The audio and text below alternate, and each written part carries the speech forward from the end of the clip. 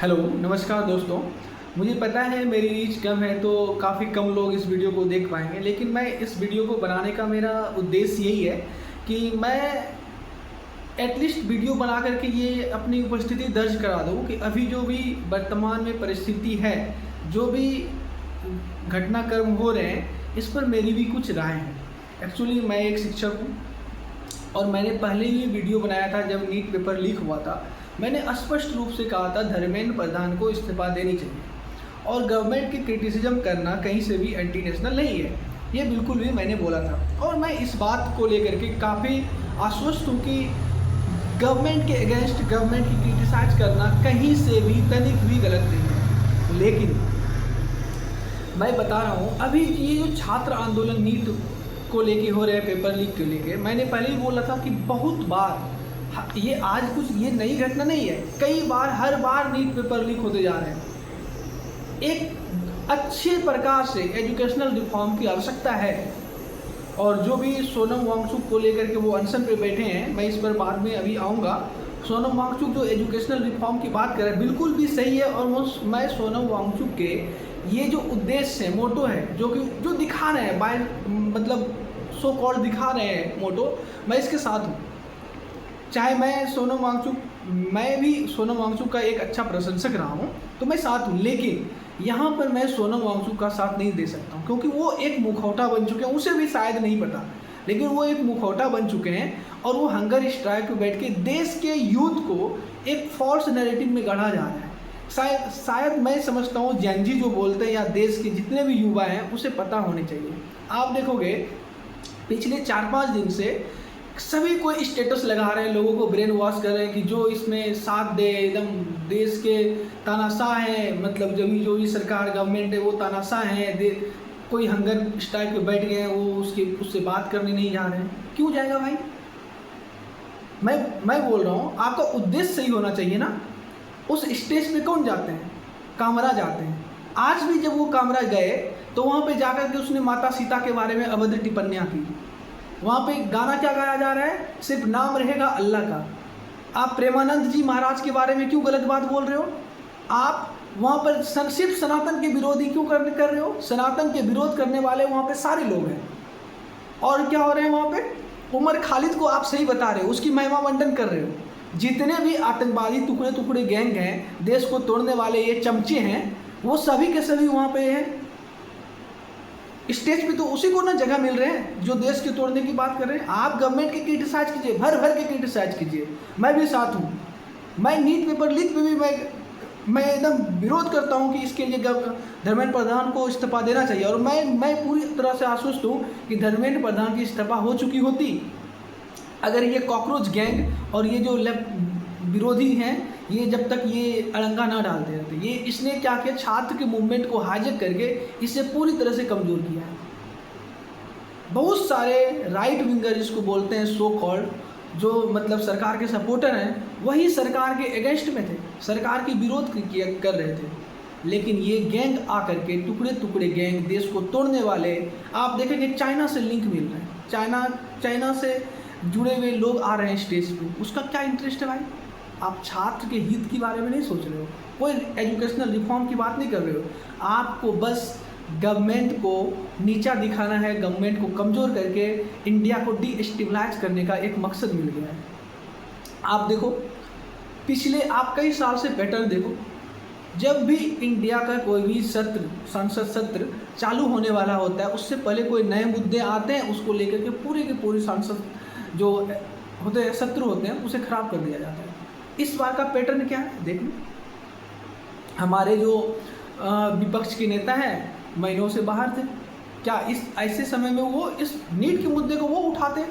मैं उसके साथ रहता, हर कोई पूरा देश उसके साथ होता, लेकिन वो विदेश में थे और यहाँ पे टुकड़े टुकड़े गैंग देश को डिस्टेबलाइज कर रहे हैं। नैरेटिव, फॉल्स नैरेटिव गढ़े जा रहे हैं, इमोशनल विक्टिम कार्ड खेले जा रहे हैं। क्यों? एक नया मुद्दा मिल गया।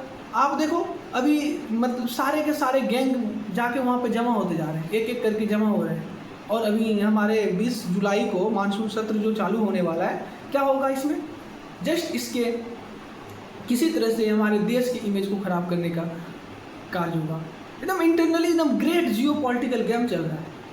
अमेरिका, चाइना कभी चाहेगा क्या भारत इकोनॉमिकली आगे बढ़े? कोई भी गवर्नमेंट आ जाए, मैं बात नहीं कर रहा हूँ बीजेपी का, चाहे अभी कांग्रेस की ही गवर्नमेंट रहती, फिर भी वो कभी नहीं चाहता। वो क्या चाहेगा? इंडिया को कहते हैं ना, ब्लीड इंडिया विथ 1000 कट्स, वही तो उसका मकसद है। इंडिया को इतना डिस्टेबलाइज कर दो कि इंडिया आपस अपने इंटरनल जो भी उसके झमेले हैं उसको ही सॉल्व करने में पड़े रहे। कैसे ग्रोथ करेगा भाई? हम एक अलग अलग इकोनॉमिक सेंक्शन लग रहे हैं, वॉर चल रहा है यूक्रेन का, इधर ईरान का वॉर चल रहा है। इंडिया इससे निपटे, इंडिया को 150 करोड़ जनता का भी ख्याल रखना है। एजुकेशन सिस्टम बिल्कुल ख़राब है, इसमें कोई डाउट नहीं है। कुछ अच्छे भी काम हुए हैं, हाँ बहुत सारी चीज़ गलत भी हुए हैं, उसका क्रिटिसाइज करना एक सोनम वांगचुक अगर अकेले बैठते ना इस मुद्दे को लेकर के, मैं कहता हूँ पूरा देश उसके साथ खड़ा रहता। लेकिन अभी सोनम वांगचुक को एक मुखौटा बना करके देश को तोड़ने का, इंडिया को डिस्टेबलाइज करने का खेल चल रहा है। और ऐसे में बहुत सारे ऐसे गैंग को रिकॉग्नाइज किया जा रहा है जो देश को ब्रेक करने के लिए काम करेगा, जो नए नए चेहरे बनाए जा रहे हैं। कोई दहिया वगैरह वगैरह था, उसको क्या हिम्मत है वो बोले ना इस्लाम पे, क्रिश्चियनिटी पे गलत वर्ड बोले क्या, कि कोई भी आते हैं बार बार हम हमारे सनातन हिंदू को गाली देके चले जाते हैं। हमारे सनातन देवी देवता, हमारे सनातन में जो भी बड़े संत हैं उसके बारे में गलत बोल के चले जा रहे हैं। अरे भाई तुम कौन होते हो? तुम्हारी क्या औकात है? तुम्हें कितना ज्ञान है?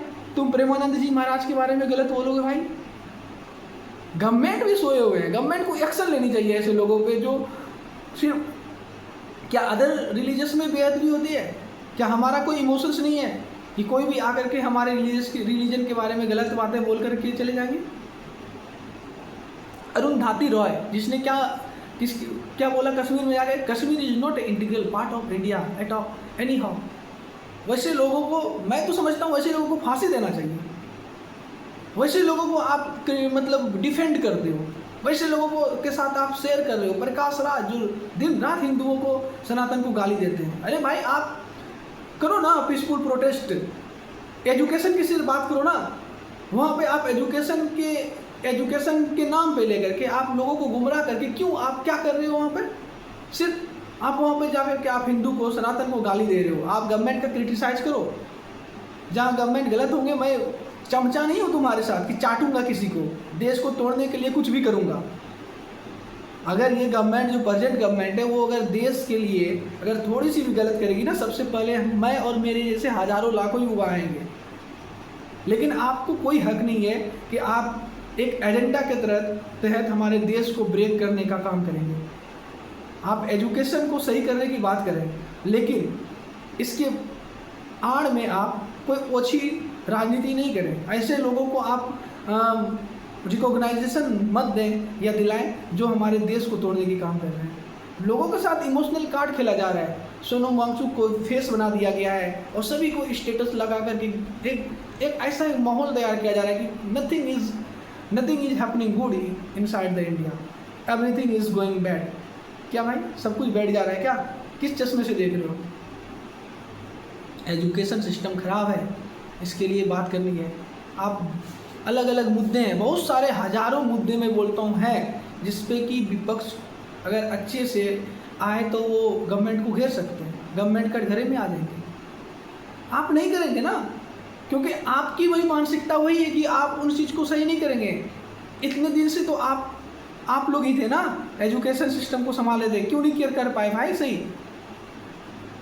क्या आज से नीट लीक हो रहा है क्या? मैं खुद टीचर हूँ, नीट वाले को भी पढ़ाता हूँ।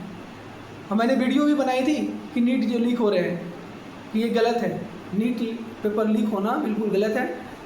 क्योंकि मैंने इस गवर्नमेंट को इसी होप में तो चुना है ना कि जो पहले गलत काम हो रहे थे वो अब ना हो। अगर वो गलत काम अब भी हो रहे हैं तो मैं इस गवर्नमेंट को क्रिटिसाइज करूँगा, और ये क्रिटिसाइज करना मेरा फर्ज है। आपने क्या देखा?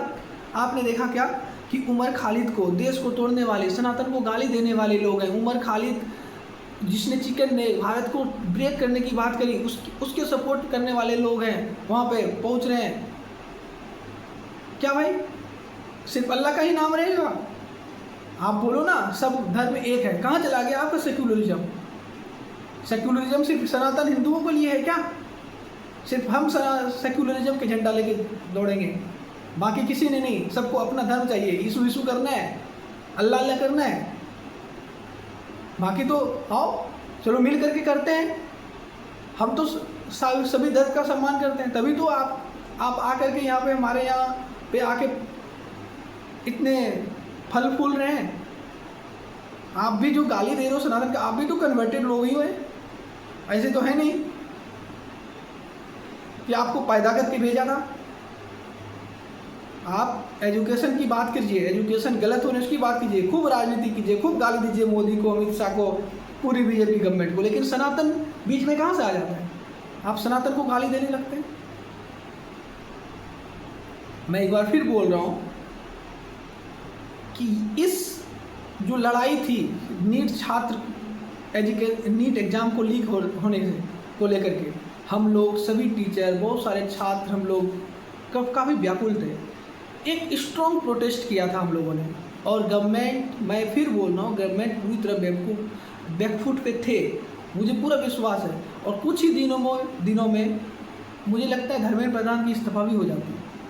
लेकिन इन कॉकरोचों ने, कीड़े मकोड़ों ने अपनी राजनीति, देश को टुकड़े करने की मानसिकता के कारण, इस जो हम लोग का जो एक, क्या बोलूँ मैं, एक जो हम लोग का चल रहा था, हम लोगों ने एक मूवमेंट किया था, इस मूवमेंट को ब्रेक कर दिया। इस मूवमेंट को कमज़ोर करने का काम इन्हीं कॉकरोचों का है। इन कॉकरोचों को कोई भी मतलब नहीं है एजुकेशन सिस्टम सही होने का। एजुकेशन अच्छा हो, एजुकेशन के लिए क्या एक रोड मैप होनी चाहिए, किस तरह का एजुकेशन होनी चाहिए, इनके पास कोई रोड मैप नहीं है। ये कुछ नहीं कर रहे हैं, बेरोजगार लोग हैं, साले जा कर के बैठे हैं वहाँ पर अलग अलग तोड़ने टुकड़े, देश के लिए बुरा करने सोचने वाले लोग, बस वहाँ आकर के उन्हें फ्री में खाना दे रहे हैं, फुटेजबाजी हो रही है। आप देखो कौन कौन लोग थे जिसको तो देश से प्यार ही नहीं है।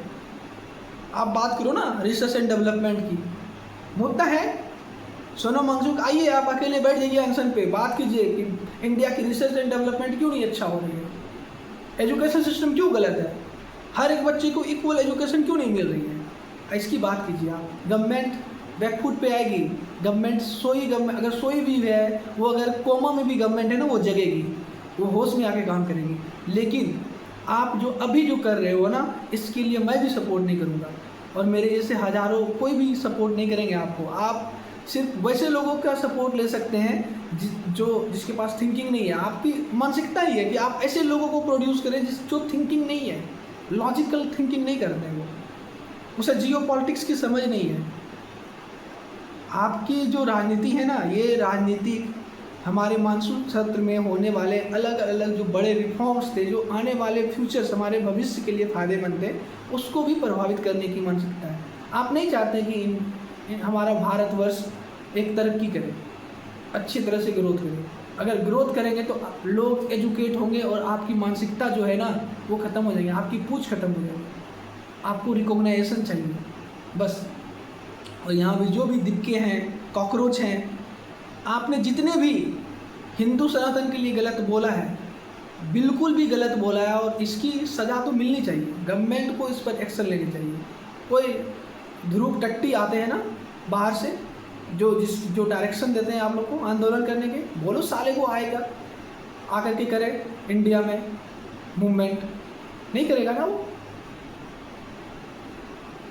सिर्फ हिंदू को गाली देना आसान है, हम है तो सेक्युलरिज्म है, जिसके लिए तुम कहते हो ना सेक्युलरिज्म, हम है तो हम हिंदू सनातन है तभी है, अदरवाइज नहीं होगा।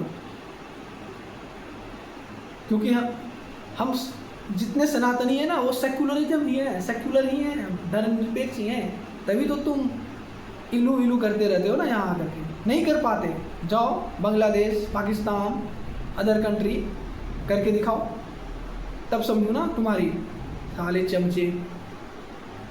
एजुकेशन पे बात करो कि एजुकेशन गलत है, धर्म पे बात मत करो, क्रिटिसाइज करो। मैं एक बार फिर बोल रहा हूँ कि गवर्नमेंट को एजुकेशन सिस्टम पे एकदम बड़े रिफॉर्म्स करने चाहिए, देखनी चाहिए किस तरह की करप्शन है, उसे रिजॉल्व करनी चाहिए। और ये धर्मेंद्र प्रधान की इस्तीफा लेना ना लेना अब उतनी कोई इम्पोर्टेंस बची नहीं। इस्तेमाल अगर होनी चाहिए थी तो बिगिनिंग में ही हो जाना बेटर था। अब कोई उससे नए एजुकेशन मिनिस्टर भी आएंगे तो उससे कोई फ़र्क पड़ने वाला नहीं है। ये कॉकरोच बस एक अनरेस्ट पैदा करना चाह रहा है, ये उथल पुथल पैदा करके भारत को डिस्टेबलाइज करना चाह रहा है। इसका मकसद है गवर्नमेंट झुके, जैसे गवर्नमेंट झुकेगा ये फिर कोई मुद्दा लेके आएगा, फिर मुद्दा लेके आएगा, ये यही काम करेगा।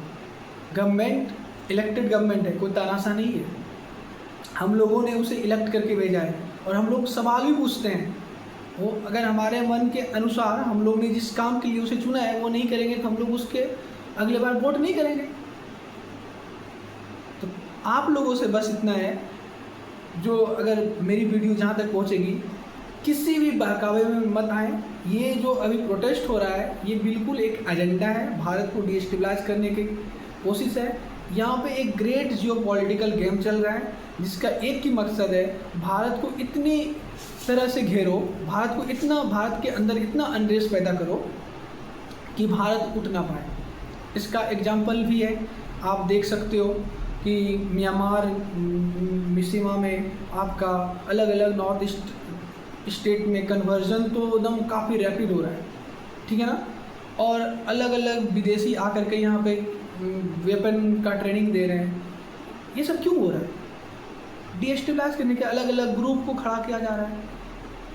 हजारों करोड़ मतलब पैसे दिए जा रहे हैं अलग अलग एनजीओ को ताकि कोई भी डेवलपमेंटल प्रोजेक्ट पूरा ना हो।